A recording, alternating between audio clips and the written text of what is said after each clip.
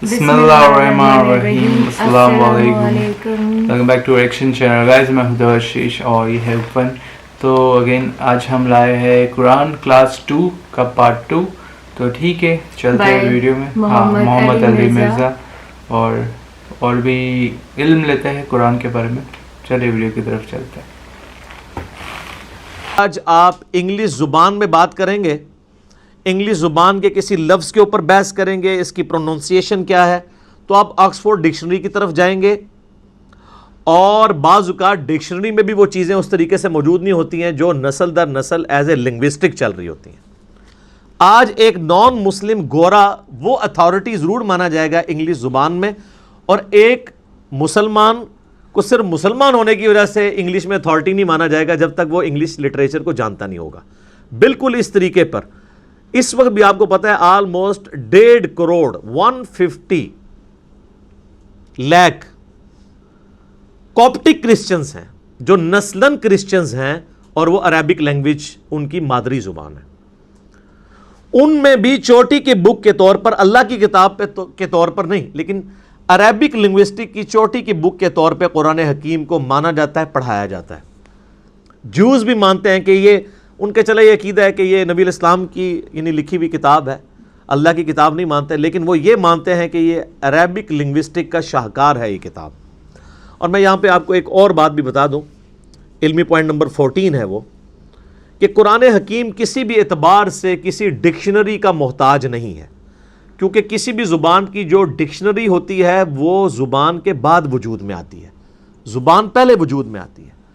आज तक आप, अब हमारी मादरी ज़ुबान पंजाबी है या उर्दू है, हमने इसको टेंसेस के ज़रिए, डिक्शनरी के ज़रिए नहीं सीखा, बल्कि अपने माँ बाप के ज़रिए सीखा है।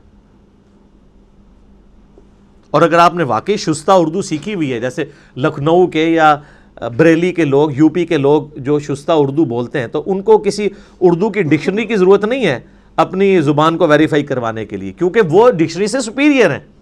डिक्शनरी तो दूसरी ज़ुबान के लोगों को अपनी ज़ुबान समझाने के लिए बनाई जाती है।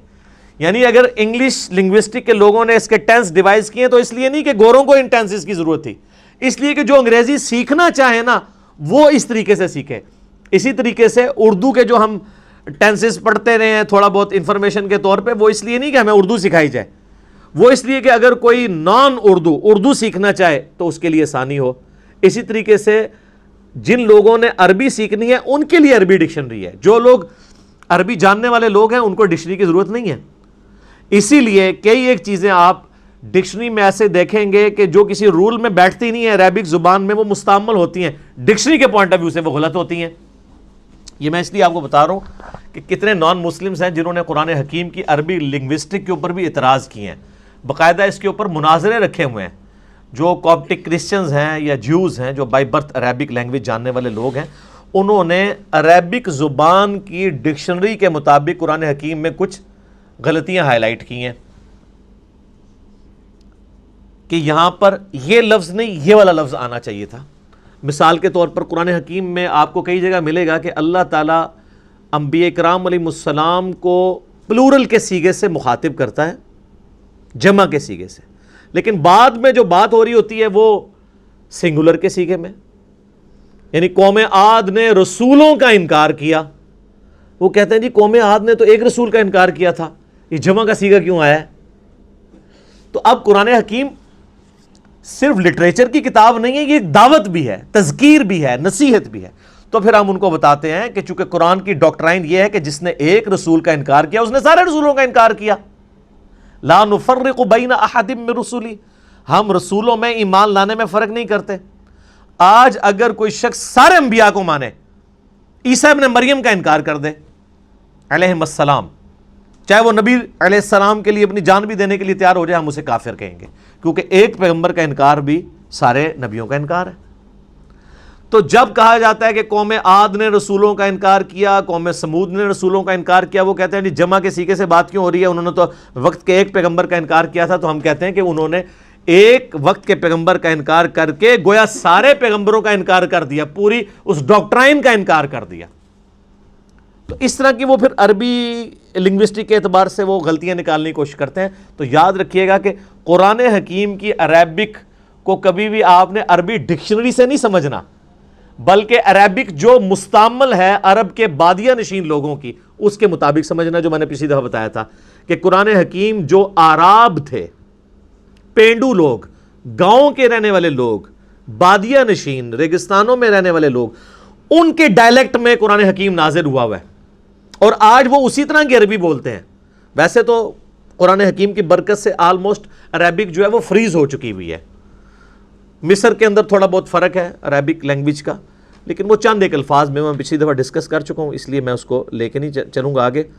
اور میں آپ کو بتاؤں کہ کئی مسلمان بھی ہیں جنہوں نے صرف قرآن حکیم کو سپیریئر ثابت کرنے کے لیے عربی ڈکشنری کے باقاعدہ خود قرآن حکیم میں ڈکشنری کے پوائنٹ آف ویو سے جو غلطیاں بنتی ہیں نا، وہ نکال کے کتابیں لکھی ہوئی ہیں کہ ڈکشنری تو یہ کہتی ہے قرآن میں یہ لفظ اس طرح آیا ہے، اور وہ اس لیے نہیں کہ وہ قرآن کی غلطی نکال رہے تھے، بلکہ وہ بتانا چاہ رہے تھے کہ قرآن حکیم سپیریئر ہے ڈکشنری پہ، ڈکشنری تو بعد میں بنی ہے۔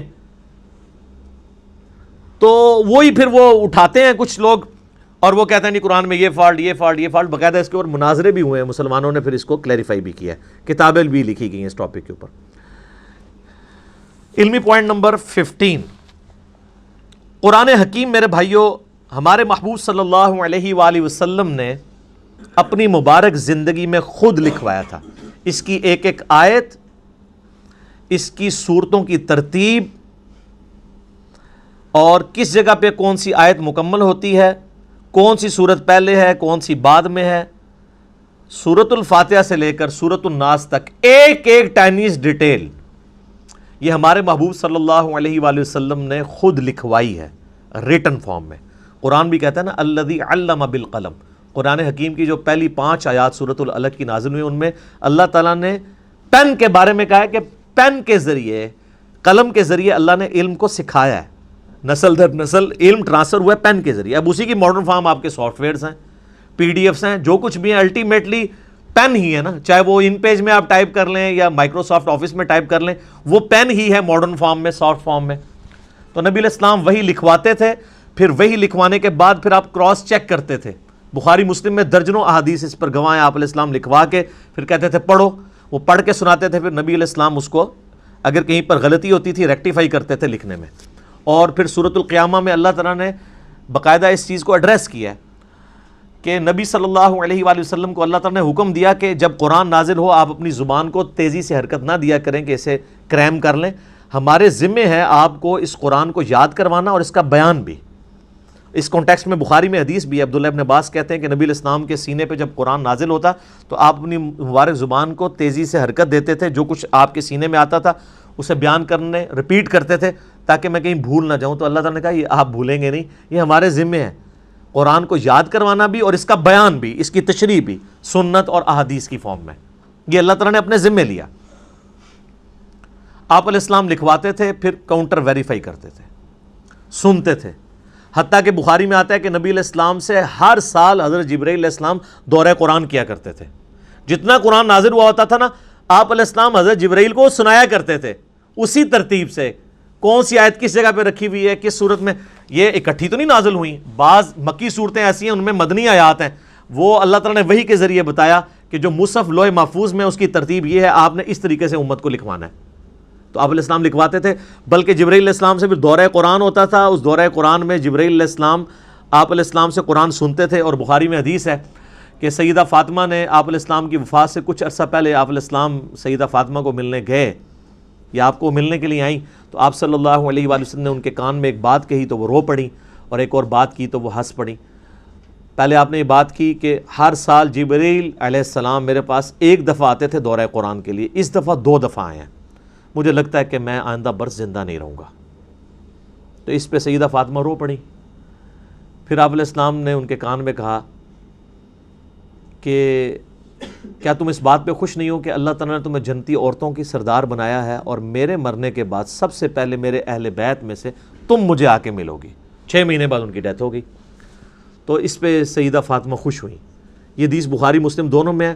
اما عائشہ کہتی ہیں حضور کی زندگی میں نے کوشش ہی نہیں کی میں سیدہ فاطمہ سے یہ پوچھوں کہ حضور علیہ السلام نے آپ کے کان میں کیا باتیں کی تھیں جس پہ آپ روئیں اور ہنسی۔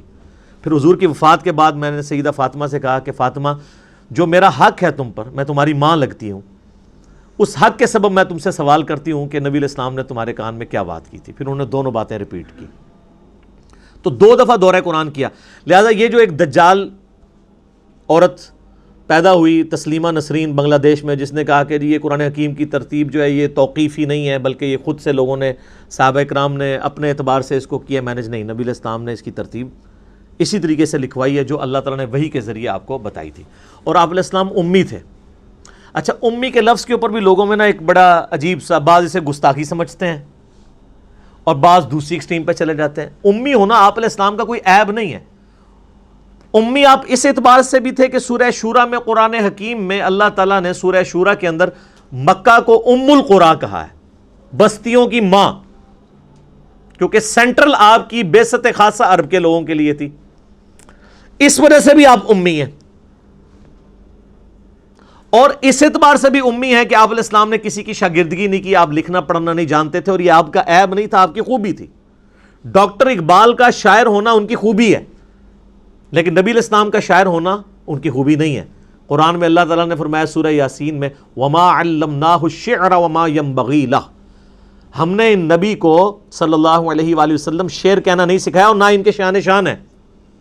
کیونکہ اگر آپ شعر کہنا سیکھے ہوئے ہوتے تو لوگ کہتے کہ یار اتنے عرصے سے پریکٹس کر ہی رہا تھا تو ایک ریفائنڈ کتاب اس نے لکھی دینی تھی. اس کلاس میں کافی اچھے سے سمجھایا کہ ڈکشنری کے بارے میں بتایا اور قرآن کے بارے میں بتایا کہ پہلے قرآن آئی اور جو ان کی ڈائلیکٹ ہے، جو وہاں کی جو ڈائلیکٹ تھی عربی، وہ گاؤں کی جو آپ بولتے جیسے آپ کوئی پنجابی بولتے تو جو ماں سے جو ان کے پیرنٹس سے جو بچے سیکھتے ہیں تو وہ ان کا ڈائلیکٹ ہوتا ہے، وہ بڑی چیز ہوتی ہے، اوپر چیز ہوتی ہے ڈکشنری سے.